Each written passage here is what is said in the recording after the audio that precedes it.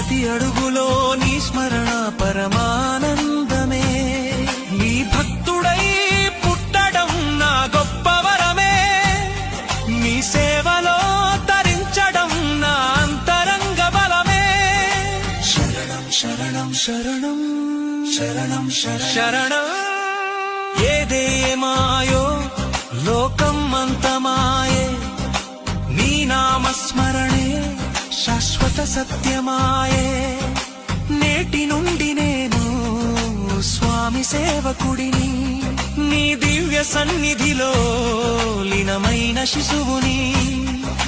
కార్తీక సోమవారం నీ మాల ధారణం, భక్తితో ఉరకలేస్తూ